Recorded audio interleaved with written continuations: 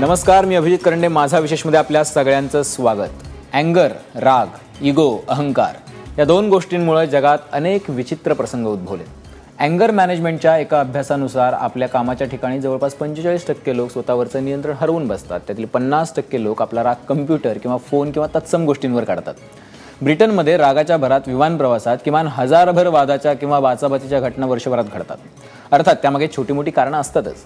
Mental health किंवा मानसिक स्वास्थ्याला आपल्याकडे फारसं गांभीर्याने घेत नाहीत, पण ही एक मोठी समस्या आहे. हे सगळं सांगण्याचं कारण आहे शिवसेना खासदार रवींद्र गायकवाड यांनी एअर इंडिया कर्मचाऱ्याला केलेली मारहाण, त्यामुळे झालेला वाद, गायकवाड यांच्यावर घातलेली विमानबंदी आणि ती उठवण्यासाठी आज शिवसेनेनं वापरलेलं दबावतंत्र.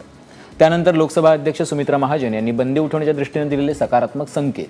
आता हे सगळं पाहता रवींद्र गायकवाड विमान वाहतुकीसाठी धोकादायक आहेत का, हा विषय आहे. आणि चर्चेसाठी आपल्यासोबत आहेत भाजपच्या प्रवक्त्या शायना एनसी, ज्येष्ठ पत्रकार भरतकुमार राऊत, सामाजिक कार्यकर्ते विश्वंभर चौधरी आणि राजकीय विश्लेषक दिल्लीवरून आहेत अशोक वानखडे. सुरुवातीला आपण जाऊयात. माजी खासदार आहेत भरतकुमार राऊत आणि आता ज्येष्ठ पत्रकार आपल्यासोबत आहेत. राऊत सर, काय म्हणजे हे नेमकं जे आहे, इतका धोका आहे रवींद्र गायकवाडांपासून की विमान कंपनीने त्यांना बॅन करून टाकावं आणि त्याच्याबद्दल गजपती राजूंनी सांगितलं की नाही, law will take its own course आणि त्यांच्यावरची कारवाई ही खासदार म्हणून नाही तर पॅसेंजर म्हणून झालेली आहे. अगदी बरोबर आहे. ओके, या प्रश्नाला 3-4 बाजू आहेत आणि त्या मला नीट सांगायचे. ज्या पद्धतीची घटना घडली आणि त्यांचं मानसिक स्वास्थ्य असेल किंवा त्याला काही आणखीन प्रक्षोभक कारणं झाली असतील, त्यावेळी कदाचित विमान कर्मचाऱ्यांचं ते म्हणतात त्याप्रमाणे वागणूक त्याला जबाबदार असेल, काही असलं तरी सुद्धा रवींद्र गायकवाड त्या दिवशी ज्या पद्धतीने वागले आणि त्यांनी त्या विमान कर्मचाऱ्यावर ज्या पद्धतीने चपलांचा 25 चपलांचे मार करून देऊन त्यांनी जो हल्ला केला. पण आज ते काय म्हणाले माहिती आहे ना तुम्हाला? आज ते म्हणाले की मी फक्त धक्का दिला. म्हणजे त्यांनी ते वारंवार जे टीव्हीवर सांगत होते की म्हणजे 25 बार सँडल से मारा वगैरे, तर ते आज धक्क्यावरती आले. त्यांच्या मानसिक स्वास्थ्याबद्दलच मला हे वाटतंय. त्यामुळे ते विमान प्रवासाला धोकादायक आहेत का, अशा तऱ्हेचं हे खूप वरचं स्टेटमेंट झालं. तसं स्टेटमेंट किंवा अशाचा विचार मी करू शकत नाही. ही एक घटना होती, ही काही प्रक्रिया नव्हती, ही एक घटना होती, ती घटना घडून गेली. आता याच्यामध्ये त्यामुळे विमान कंपन्यांनी त्यांच्यावर बॅन करावा का, तर त्या गुणवत्तेमध्ये मी जात नाही. परंतु जो DGC आहे, director general of civil aviation, ही एक स्वायत्त संस्था आहे आणि ती या सगळ्यावर नियंत्रण ठेवते विमान प्रवासावर. त्यांचा जो एक डिक्टाट आहे, एक मार्गदर्शक सूचना आहे, ती अशी आहे की जर कुठलाही प्रवासी हा जर का विमान प्रवासाला जर का पोटेन्शियल थ्रेट जर असेल, तो पोटेन्शियल थ्रेट कशाला, तर विमान वाहतूक कंपनी, त्यातील कर्मचारी आणि सहप्रवासी यापैकी कशालाही तो जर का पोटेन्शियल थ्रेट जर का गर्भित अशा तऱ्हेची धोका असेल, तर अशा प्रवाशाला विमानात चढू न देण्याची जबाबदारी ही कर्मचाऱ्यांवर आहे. त्याच्यापेक्षा जर का तो ऑलरेडी बसलेला असेल तर त्याला त्याच्यातून बाहेर काढून, विमानाच्या बाहेर काढून जा, अशी सहज सूचना आहे. या सूचना बघितल्या, मला पूर्ण करून द्या, या सूचना जर बघितल्या तर विमान कंपनीने जे काही केलं त्याच्यात मला या घटनेबद्दल आधी कर्मचारी काय बोलले होते का, नंतर त्यांना बाहेर काढलं तेव्हा काय झालं का, ह्याच्यात मी पडत नाहीये, ते चौकशी निर्माण होईल. परंतु ते झाल्यानंतर मग याच्यावर आपण प्रिव्हिलेज आणायचा, म्हणजे विशेष हक्काचा भंग केल्याची सूचना द्यायची. मला असं वाटतं जितका मला कौल शब्दर हे जे भारतीय संसदेचं जे बायबल मानलं जातं, ते कौल शब्दर किंवा ब्रिटिश संसदेचं जे पीटर मे यांचं जे काही पुस्तक आहे त्यातल्या जर का तुम्ही नोंदी पाहिल्यात तर ही गोष्ट, ही प्रिव्हिलेजचा इश्यू होऊ शकत नाही, ही घटना. त्यानंतर ज्या पद्धतीचा बॅन आणण्यात आला, या बॅनमुळे त्यांचा खासदार म्हणून त्यांच्या कामामध्ये काही अडथळा निर्माण होतो का, ती सुद्धा हिचा वादाचा आणि चर्चेचा विषय होऊ शकतो. की समजा विमान दिलंच नाही तर मग काय करायचं, मग हे त्यांना आपण लोकसभा अटेंड करण्यापासून आपण परावृत्त करतो का, त्यांना बंदी आणतो का, असंही नाहीये. त्यामुळे त्याच्यावर वाद. सुमित्रा महाजन म्हणाल्या की परंतु नाही, सुमित्रा महाजन म्हणाल्या की अशा पद्धतीने जर बंदी घातली तर त्यांच्या कामावर त्याचा परिणाम होऊ शकतो आणि आपण किती ताणायचं याचा विचार केला पाहिजे. त्याच्यावर हे सगळं कायदेशीर आणि गोष्ट झाल्यानंतर कुठलीही गोष्ट किती ताणायची यालाही मर्यादा आहेत. आणि त्याच्या पलीकडे जाऊन आज आत्ता मला इथे येण्यापूर्वी जे कळलं की खासदार रवींद्र गायकवाड यांनी नागरी हवाई उड्डाण मंत्र्यांना पत्र लिहून दिल्ली घटना झाली त्याच्याबद्दल त्यांनी खेद व्यक्त केला. आय रिग्रेट असं त्यांनी म्हटलेलं आहे. हे झाल्यानंतर मला असं वाटतं की आता प्रश्न मिटायला पाहिजे त्यांना आता विमान प्रवास करायला परवानगी द्यायला हरकत नाही. मात्र हे केल्यानंतर काही मीडिया असं म्हणेल की अरे हे काय, हे व्हीआयपींसाठी वेगळी ट्रीटमेंट का, अशा तऱ्हेने इतर प्रवासी कोणी वागला असता तुम्ही हे केलं असतं का, दिस अँड दॅट असे अनेक विषय याच्यातून आपल्यासोबत भाजपच्या भाजपच्या शायनांशी आपल्यासोबत आहेत. शायनाजी, खरं तर आज म्हणजे तिथं संसदेत असं विचारलं गेलं की अंधा कानून आहे, म्हणजे जसं इंग्रजांनी गांधीजींना बाहेर काढलं होतं ट्रेनमधून तशा पद्धतीनं आणि ज्या पद्धतीनं तुम्ही इथं वागणूक दिलीत ती वागणूक सेम आहे. 308 कलम लावलंय, जिवे मारण्याचा प्रयत्न केल्याचं कलम लावलंय खासदारावरती, त्याच्याकडे कुठले असे हत्यारं होती वगैरे असे प्रश्न विचारले गेले. तर खरंच का म्हणजे तुम्ही शिवसेनेचा खासदार असल्यामुळे दिल्ली पोलिसांनी कलम लावताना काही विचारच केला नाही? देखिए, सबसे पहले तो समझ लीजिए कि इन्होंने उनको भड़काया, इसके बावजूद जो उन्होंने रिस्ट्रेन दिखाना था तो उनको शुरुआत में दिखाना था. समझ लीजिए कि उनको बहुत गुस्सा आया. तो मैं सवाल ये पूछना चाहती हूँ क्यों उन्होंने माफी नहीं मांगी? अगले दिन माफी मांग सकते थे. जो व्यक्ति को गुस्सा भी आया और गलत काम होता है. शायनाजी, त्यांनी आज पण माफी मागितली आहे, ती माफी संसदेची मागितली आहे, त्यांनी एअरलाईन्सची माफी मागितली नाही, कर्मचाऱ्याची माफी मागितली नाही. त्यामुळे ते असं म्हणतायत की चूक आमची नाहीच आहे, चूक त्या कर्मचाऱ्याची आहे, त्यांनी उकसवलं म्हणून मला हे करावं लागलं. जो चूक नहीं है तो उन्होंने नेशनल टेलीविजन पे क्यों कहा कि 25 बार मैंने चप्पल से मारा? क्वेश्चन इज कि जब सिविल एविएशन डिपार्टमेंट ने 2 FIR दर्ज किया, एक है इनकन्वीनियंस और दूसरा है जो उनके एम्प्लॉय था. शायद ये सभी चीजों का जवाब गायकवाड़ जी भूल गए हैं या भूल गए कि उन्होंने बोला क्या. और मुद्दा नहीं है शिवसेना या बीजेपी या कोई अन्य दल का, मुद्दा है कॉन्डक्ट इन पब्लिक लाइफ. और उस कॉन्डक्ट प्रति जो आप आपके पद के प्रति सम्मान से नहीं पेश आते हैं तो फिर क्या फायदा है? म्हणजे तुम्हाला असं म्हणायचं की जे कलम लावलेलं आहे रवींद्र गायकवाड यांच्यावरती जिवे मारण्याच्या प्रयत्नाचं ते पण योग्य आहे.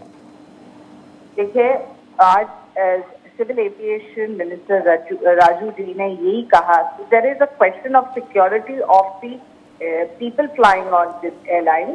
और जो शिवसेना को लगता है कि दादागिरी करेंगे और कोई फ्लाइट को नहीं चलने देंगे, तो हम भी देखेंगे कैसे वो ये करें, क्योंकि हम यहाँ खड़े हैं तो हमारे एम्प्लॉय के साथ और हमारे पैसेंजर्स के लिए. पैसेंजर सेफ्टी एक बहुत ही अहम मुद्दा है और उसके प्रति कोई दो राय मत नहीं हो सकती है. जहाँ तक गायकवाड़ जी का सवाल है, उनको अपनी प्रतिक्रिया स्पष्ट करनी चाहिए थी पहले ही दिन, और माफी मांगने में कोई बड़ा छोटा नहीं बनता है. तो क्या बड़प्पन और क्या ह्यूमिलिटी की बात करते हैं? ये है कॉन्डक्ट इन पब्लिक लाइफ. और एक मिसाल के तौर पे ये केस में कोई भी उदारता दिखाने की आवश्यकता नहीं है. अच्छा, पण तो ज्या पद्धतीनं तुम्ही आता म्हणताय, तर शिवसेनेने तर असं सांगितलंय की आम्ही कुठल्याही पद्धतीनं एकही विमान मुंबईतून मग फ्लाय होऊ देणार नाही, कारण ग्राउंड स्टाफ आणि त्यांच्या सगळ्या युनियन्स आणि हे सगळं शिवसेनेच्या ताब्यात आहे. मग अशा वेळेला तुम्ही काय करणार आहात? मग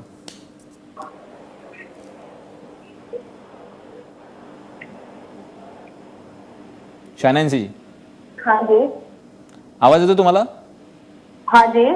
हां, युनियन्स ज्या आहेत शिवसेनेच्या इथल्या विमान कंपन्यांमध्ये जे कर्मचारी काम करत आहेत त्यांच्या ज्या युनियन्स आहेत, ग्राउंड स्टाफच्या युनियन्स ज्या आहेत त्या शिवसेनेसोबत आहेत आणि त्यांनी असं सरळ सरळ धमकावलंय की तुम्ही जर 10 तारखेपर्यंत याचा जर सोक्षमोक्ष लावला नाही तर आम्ही एकही विमान फ्लाय होऊ देणार नाही.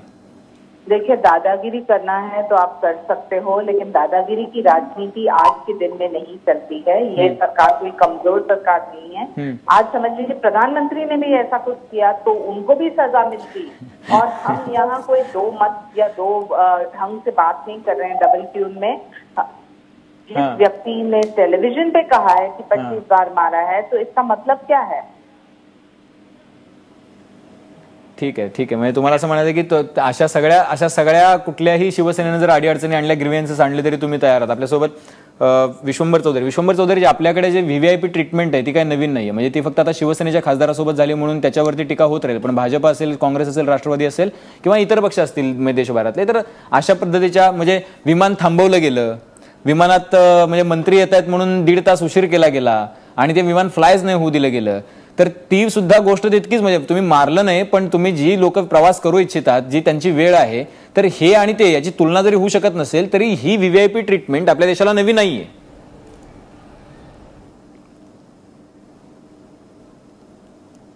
हो, नक्कीच नवी नाहीये. आणि याचं कारण मूलतः असं मला वाटतं की आपण लोकशाहीत राहत नसून लोकप्रतिनिधीशाहीमध्ये राहतो.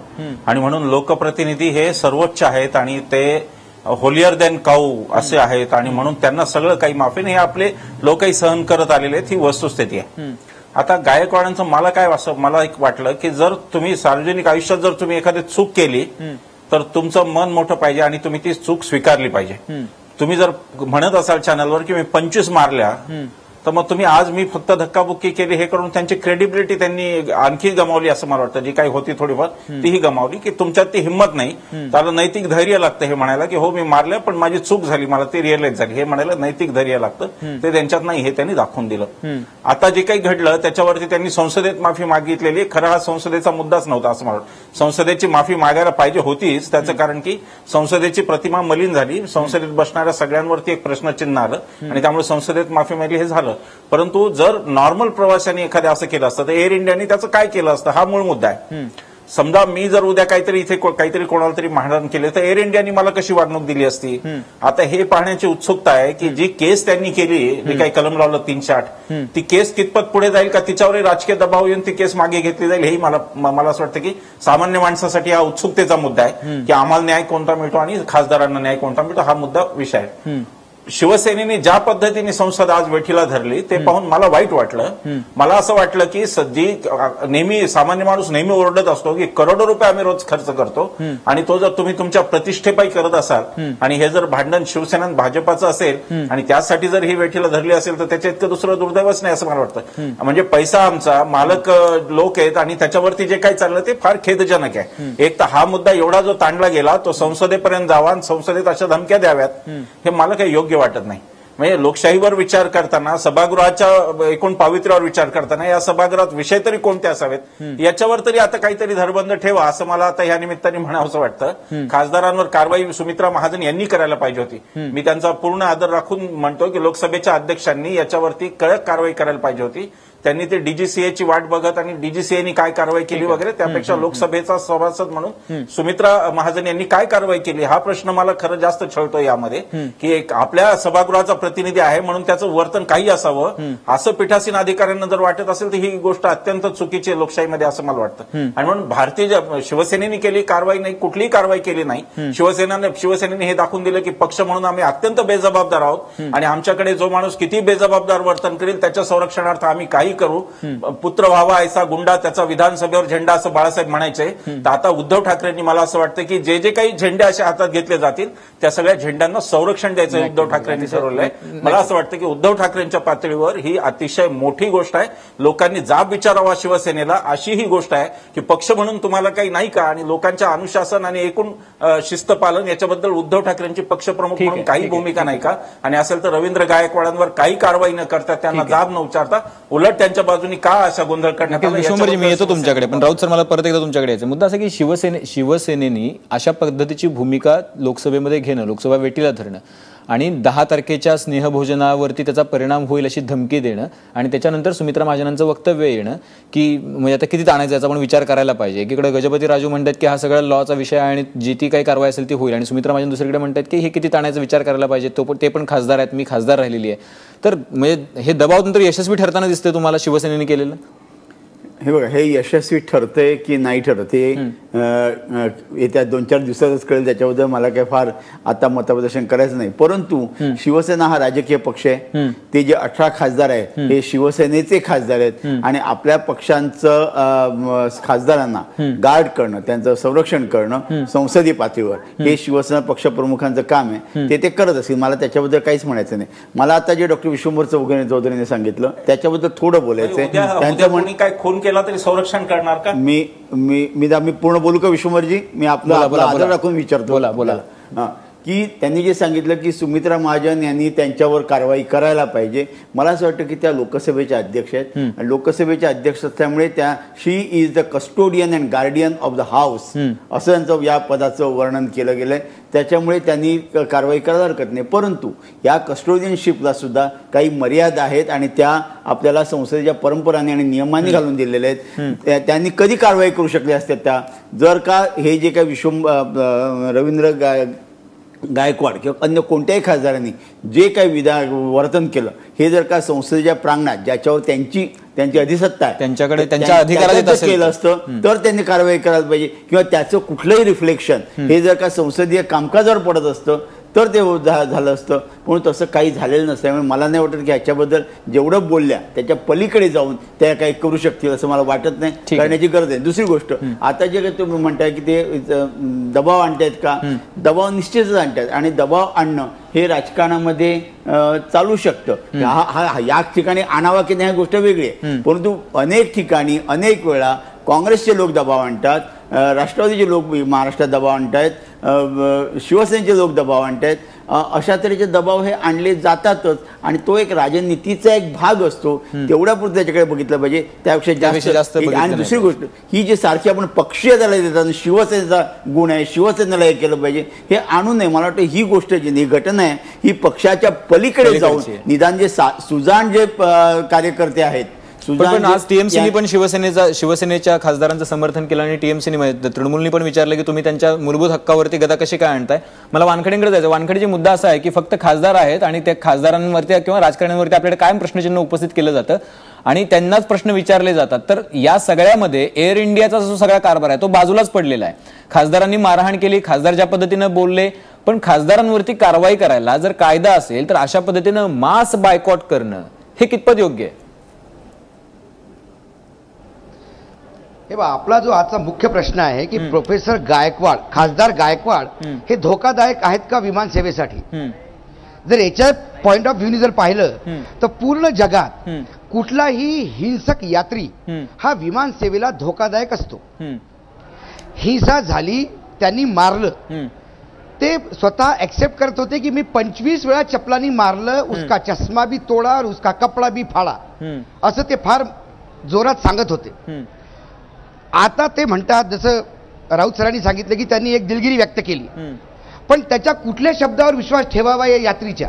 मी त्यांना खासदार म्हणून पाहत नाही, एक विमानात यात्री करणारा एक प्रवासी म्हणून पाहतो. जो माणूस ज्या दिवशी राडा झाला त्या दिवशी सांगतो की मी चपलेनी मारलं आणि आज लोकसभेमध्ये सांगतो की फक्त धक्कामुक्की केली, अशा खोटारड्या यात्रींवर कोणी विश्वास ठेवावा. आणि हा फक्त याचा प्रश्न नाहीये. त्या प्लेनमध्ये जर 200 किंवा 150 लोक ट्रॅव्हल करत असतील तर त्यांच्या जीवाची हमी कोण घेणार. हा पॉइंट ऑफ व्ह्यू तुम्ही जो प्रश्न मांडला त्याच्यावर आहे. आता राहिलं खासदार आणि पार्लमेंट. शिवसेनेने जर पार्लमेंटला या कामासाठी वेठीला धरलं, त्याच्यापेक्षा शर्मेची गोष्ट नाहीये महाराष्ट्रासाठी. 4 दिवसापूर्वी संजय राऊत म्हणतात की भाजपनं 50,000 करोड रुपये खर्च केला निवडणुकींवर. तो जर खर्च त्यांनी शेतकऱ्यांवर केला असता तर शेतकरी आत्महत्या करत नव्हते. 8 दिवसात महाराष्ट्रात 30 आत्महत्या झाल्या असा दावा केलेला आहे कोणी, संजय राऊतनी. माझं म्हणणं असं आहे, त्या 30 शेतकऱ्यांसाठी का तुम्ही पार्लमेंट वेठीला धरत नाही. जर गीतेला धावूनच जायचं होतं तर त्या एव्हिएशन मिनिस्टरच्या समोर कशाला जायचं. अरे मग धावूनच जायचं तर जेटलीला पकडायला पाहिजे होतं की तुम्ही फायनान्स मिनिस्टर आम्हाला पैसा द्या, आमच्याकडे शेतकरी मरतायत. पण तुम्ही कशासाठी लढता. एका चप्पल मार सांसद खासदारासाठी. आणि शेवटी काय, ही इन्क्वायरी होईल. एव्हिएशन मिनिस्टरनी काय म्हटलं, law will take its own course. आणि राऊत सरांनी बिलकुल क्लिअर सांगितलं की जो स्पीकर आहेत सुमित्रा महाजन, त्यांची एक लिमिटेशन्स आहे. पार्लमेंटमध्ये जर काही झालं तर ते ऍक्शन घेऊ शकतात. पार्लमेंटच्या जर ऍक्शन बाहेरच्या ऍक्शन घ्यायला त्यांनी सुरुवात केली तर तुम्हाला मी सांगतो अर्ध हाऊस बाहेर राहील. कारण प्रत्येक खासदारावर छोटी मोठी केस कुठे ना कुठे चालते. पण वानखेडेजी मुद्दा असा आहे की म्हणून मला तुम्हाला विचारायचं आहे, एकीकडे गजपती राजू म्हणतायत की कारवाई होईल, जी काही कारवाई करायची ती कारवाई होईल, आणि दुसरीकडे सुमित्रा महाजन म्हणताय की किती ताणायचं बघायला पाहिजे, हे मिटवायला पाहिजे. ह्याचा अर्थ काय घ्यायचा मग. नाही सुमित्रा नाही त्याला एक पॉइंट आहे. जेव्हा यांनी सांगितलं की आम्ही हाऊस बंद पाडू, आम्ही हाऊस वेलमध्ये येऊ, आम्ही गोंधळ घालू, तेव्हा त्यांनी सांगितलं त्यांना हाऊस चालवायचं असतं, she is a custodian of the house. तेव्हा त्यांनी सांगितलं की हा प्रश्न मिटवा कसाही करून. पण सुमित्रा महाजननी कधी नाही म्हटलं की एव्हिएशन मिनिस्टरला सांगितलं की तुम्ही हे रद्द करा. कारण या देशात काही कानून आहे, म्हणजे एक राज्य चालतंय, कानूनचं एक कायदा आहे आणि कायद्यामध्ये एक प्रत्येक एअरलाईन्सला ही मुभा आहे, ही त्यांचा अधिकार आहे की कोणाला त्यामध्ये ट्रॅव्हल करू द्यायचं आणि कोणाला नाही. कारण ते फक्त एका माणसासाठी नसती, ती टोटल 150-200 जो लोक जातात त्यांच्यासोबत असते. ठीक. आणि आता जर शिवसेना हे म्हणते की 50,000 रुपये भाजपानं खर्च केले तिकडे टाकले, तर ज्या चार्टर्डनी गायकवाडला आणलं त्या चार्टर्डवरच्या खर्चानी कमीत कमी एका शेतकऱ्याचं भलं झालं असतं. पण वानखडेजी हा दावा जो आहे तो शिवसेनेने फेटाळून लावलेला आहे. आम्ही चार्टर्डनी गेलो नाही असं शिवसेनेने स्पष्टपणे सांगितलेलं आहे. मी तुमच्याकडे या सगळ्या मुद्द्यांवरती पुन्हा एकदा येणार आहे की उद्धव ठाकरे कसे आले ते सगळ्यांना माहित आहे. शिवसेना प्रत्येक वेळेस आपले शब्द बदलतो. ठीक आहे. कालपर्यंत या मारहाणीला समर्थन करणारी शिवसेना आज म्हणते मारहाणी झालीच नाही. ठीक आहे. वानखडेजी मुद्दा असा आहे की शिवसेनेने केलेले दावे किंवा शिवसेनेवर होत असलेले आरोप त्यांची उत्तरं द्यायला शिवसेनेचे प्रतिनिधी इथं नाहीयेत. खरं जर ते असते तर ते जरा जास्त उचित आणि जास्त बरं राहिलं असतं. पण उद्धव ठाकरेंची या सगळ्या प्रकरणातली भूमिका ही पक्ष म्हणून बरोबर होती की चूक होती? उद्धव ठाकरेंच्या किंवा शिवसेनेच्या प्रतिमेला यामुळं धब्बा लागलाय का? या सगळ्या मुद्द्यांवरची चर्चा करणार आहे. एक छोटासा ब्रेक घेऊयात. तुम्ही पाहत राहा एबीपी.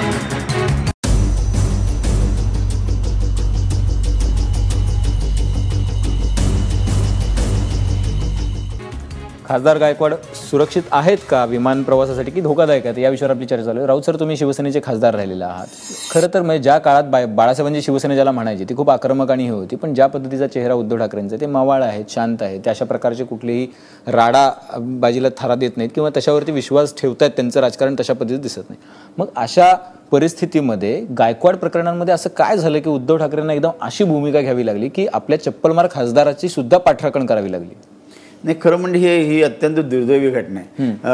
बाळासाहेबांच्या काळामध्ये शिवसेनेला राडा संस्कृती असं संबोधलं जातं, परंतु राडा या शब्दालाही काही मर्यादा आहेत, काही संदर्भ आहेत आणि त्याप्रमाणे ते वागतात. राडा ह्याचा अर्थ अनरुली, पण अनरुली याचा अर्थ संपूर्णपणे बेकायदेशीर असं होत नाही. त्याचा अर्थ असा की कायद्याला थोडी मुरड घालून थोडं पुढे जायचं.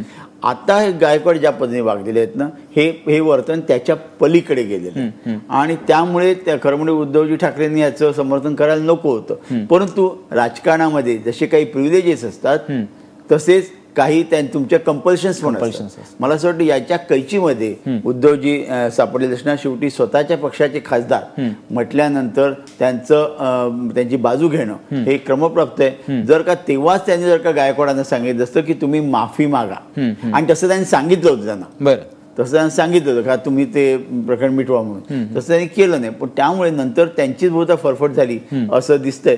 पण त्याच्यात मी उद्धव ठाकरेंची बाजू मी समजू शकतो की त्यांना एक का करावं लागलं असं, हे मी समजू शकतो.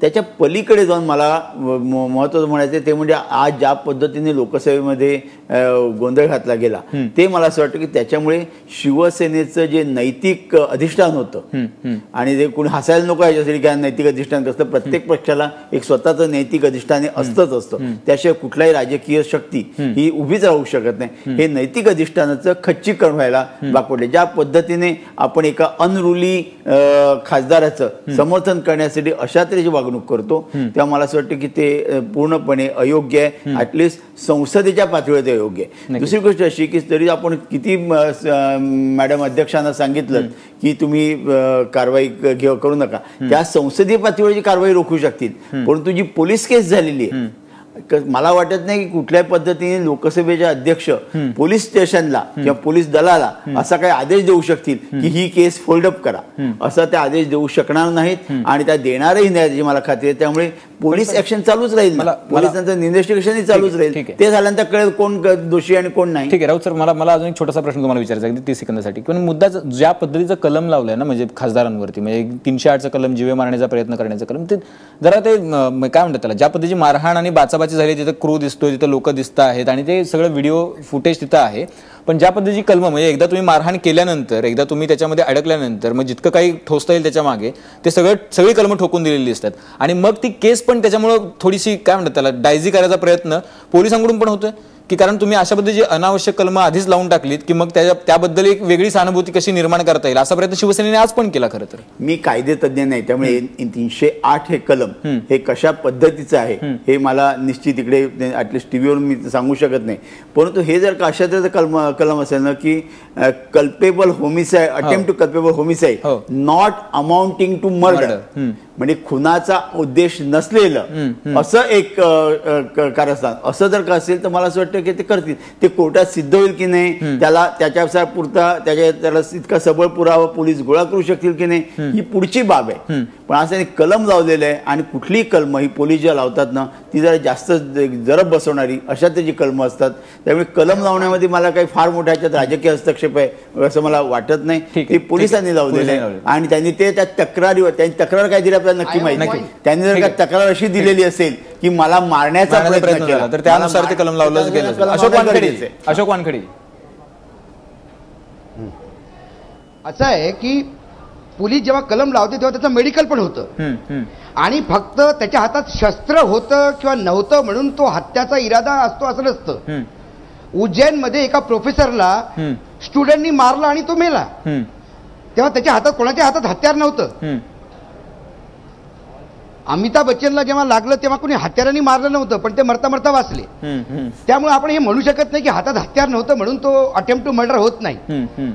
पण त्याच्यावर जेव्हा हमला झाला त्याचा चष्मा तुटला, कपडे फाडले आणि ते पोलिसांनी त्याचं मेडिकल केलं. मेडिकल रिपोर्टवरच मग धारा लागल्या असतील नक्कीच. आणि शेवटी पोलिसांनी चुकीच्या जरी धारा लावल्या तर न्यायालयात त्या रद्द होतील.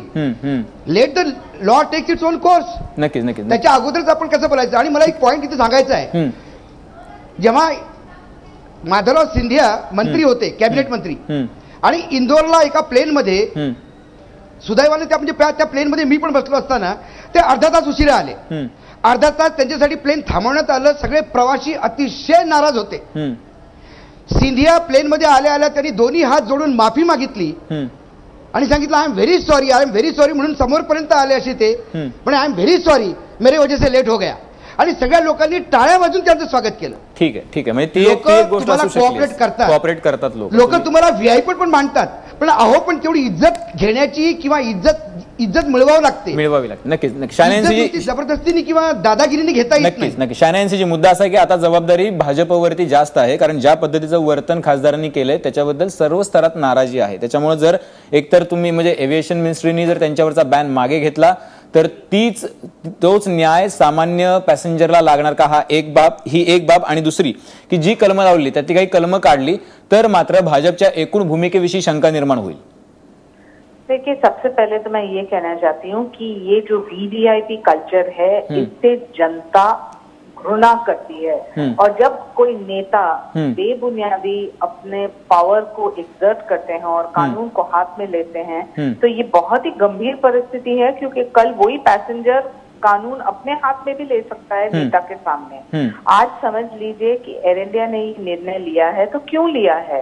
दो मुद्दे हैं, एक टू शो सॉलिडारिटी विद द एम्प्लॉई, इसलिए एक एफआईआर दर्ज हुआ है, और दूसरा जो इनकन्वीनियंस हुआ है पैसेंजर्स के लिए. लेकिन इसका मतलब नहीं है कि अगली बार जब ये ऐसे नेता चलते हैं एयरलाइंस में तो एक शंका नहीं होगी. और मैं मानती हूँ कि सबसे बड़ा सबक जो गायकवाड जी को मिला है वो है सोशल ऑस्ट्रेसाइजेशन. आज आप देखेंगे कि जिस भारी तादाद में लोग बाहर आए हैं और उनकी प्रतिक्रिया ये शिवसेना के प्रति नहीं है. नाही मी शाहनयांची माझा प्रश्न हा आहे, हे सगळं माहिती आहे लोकांना. माझा प्रश्न आहे, जर आता सिव्हिल एव्हिएशन मिनिस्ट्रीने त्यांच्यावरचा बॅन मागे घेतला तर तुमच्याबद्दल, भाजपबद्दल आणि एकूण भूमिकेबद्दल प्रश्नचिन्ह निर्माण होईल. आणि जर कलमं जर हटवली तर त्यामुळे तुमची जबाबदारी भाजपच्या मंत्र्यांची जबाबदारी ही आहे की हे प्रकरण तडीस गेलं पाहिजे. तोपर्यंत तुम्ही याच्यावरती ठाम राहणार आहात का, की नाही जोपर्यंत या तक्रारीचा निकाल लागत नाही तोपर्यंत नाही फ्लाय करता येणार रवींद्र गायकवाडांना. सिविल एविएशन मिनिस्टर ने स्वयं कहा जब तक वो माफी नहीं मांगे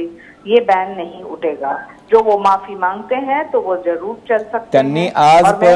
त्यांनी आज पण शाहनयांची संसदेची माफी मागितली. त्यांनी जे लेटर लिहिलंय आय कन्वे माय रिग्रेट असं म्हटलंय, त्याच्यामुळे त्यांनी माफी नाही खेद व्यक्त केलेला आहे. संसद को माफी मांगी है, ये एयर इंडिया का मुद्दा है, ये सिविल एविएशन डिपार्टमेंट का मुद्दा है. संसद में उन्होंने माफी क्यों मांगी है हम सब जानते हैं. और जो उनको सही में सेल्फ इंट्रोस्पेक्शन करना है तो वो जानेंगे कि जनता क्या सोच रही है उनके बारे में और जनता क्या सोच रही है इस पूरे कांड के बारे में. ठीक है, वानखेड़े जी एक मिनट. शाहरुख खान ने एक बहुत ही छोटे कर्मचारी पे हाथ उठाया था स्टेडियम में. उनको 1 साल तक बैन किया गया था. तब शिवसेना से लेकर भाजपा तक सब सक्रिय थे ये कहने में कि बैन जरूरी है. आज मात्र माफी मांगने से बैन कैसा हट सकता है. यानी माफी मांगना ये लाइसेंस टू किल। आप माफी मांगने के लिए तैयार हो जाओ, 2 लपड़ मारो और फिर माफी मांगो। सवाल यह है कहीं ना कहीं सबक सिखाने की जरूरत है, और यह भाजपा और शिवसेना दोनों के लिए भी अहम इशू है। यदि इतना झगड़ा करने के बाद भी सत्ता में रहते हैं तो इसका मतलब प्रिंसिपल की सत्ता नहीं है, सिर्फ सत्ता भोगने के लिए सत्ता में साथ है। ठीक आहे, ठीक आहे. म्हणजे शाहरुख खानला, म्हणजे जो न्याय शाहरुख खानला लावला त्यावेळेला जे शिवसेना आणि भाजपच्या नेत्यांनी म्हटलं होतं तोच न्याय खरं तर आता रवींद्र गायकवाडांना पण असायला पाहिजे. पण विश्वंभर चौधरीची शेवटची 30 सेकंद आहेत. मुद्दा असा आहे की अशा पद्धतीच्या ज्या पद्धतीने वेठीला धरली गेली संसद शिवसेनेकडून, ज्या पद्धतीने उद्धव ठाकरेंनी त्याच्यामध्ये इंटरव्हेन्शन केलं, आपल्या मंत्र्यांना खासदारांना एकत्र करून त्या बॅनच्या विरोधात आणि गायकवाडांच्या बाजूने उभं राहायला सांगितलं, तर ही एक राजकीय अपरिहार्यता आहे. पण ज्या पद्धतीचं हे सगळं प्रकरण घडलेलं आहे, लोकांनी यातून काय शिकायचं की आपल्याला असेच खासदार पाहिजेत? नाही, नंबर 1 म्हणजे सुमित्रा महाजन यांना मर्यादा आहेत हे मला मान्यच आहे, पण निदान सभागृहाच्या कस्टोडियन म्हणून त्यांनी आज जर समज दिली असती गायकवाडांना आणि हे म्हणले असतं की आपल्या प्रिव्हिलेजेस आहेत खासदारांना, तसे खासदारांची कर्तव्य पण आहेत, आणि असं हे अनैतिक आहे की आम्ही फक्त प्रिव्हिलेजेस घेत राहू आणि हक्काचं कर्तव्यात मात्र जाणार नाही, हे सामान्य माणसासाठी अनैतिक आहे, तर ते खासदारांसाठी अनैतिक असणार. हे मला वाटतं त्यांनी कस्टोडियन म्हणून त्यांनी सुनवायला 2 शब्द काहीच हरकत नव्हती, त्याला त्यांना कोणी प्रतिबंध केला होता. आता उद्धव ठाकरेंचा प्रश्न मी का काढला त्याचं एक कारण आहे. पक्षांतरबंदी विधेयकानंतर लोकप्रतिनिधी हे लोकप्रतिनिधी हे स्लेव झालेले आहेत, पॉलिटिकल पार्टी गुलाम झालेले आहेत, आणि म्हणून व्हीप चालतो त्यांच्यावर, व्हीप प्रमाणे त्यांना काम करावं लागतं. सुमित्रा महाजन ने बाकायदा नाराजी व्यक्त की और ये भी कहा, सुमित्रा महाजननी नाराजी व्यक्त केली आणि शिवसेनेच्या खासदारांना हे पण सांगितलं की तुमचे युनियन्स आहेत, हा कर्मचारी ज्याला मारला गेला तो पण तुमच्या युनियनचा मेंबर आहे. ठीक आहे, ठीक आहे. तेव्हा तुम्ही पहा तुम्ही काय लाईन घेता ते विचार करून घ्या. ठीक आहे, ठीक आहे. मला हा मुद्दा मान्य आहे चेंबरमध्ये. शेवटची 30 सेकंद विश्वंभरजी.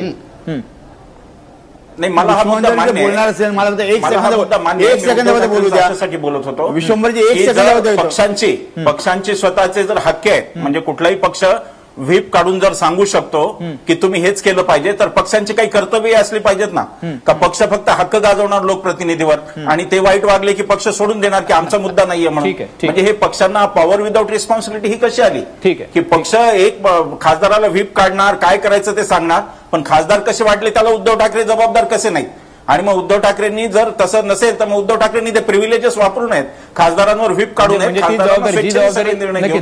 उद्धव ठाकरे सुद्धा तीच जबाबदारी आहे, जी जबाबदारीने वागण्याची जितकी खासदारांवरती आहे तीच उद्धव ठाकरेंनी पण पार पाडायला पाहिजे. शेवटची 30 सेकंद राहू सर. 1 सेकंद मी एक स्पष्टीकरण करू इच्छितो. विश्वंभरजी चौधरी हे खूप अभ्यासू कार्यकर्ते आहेत.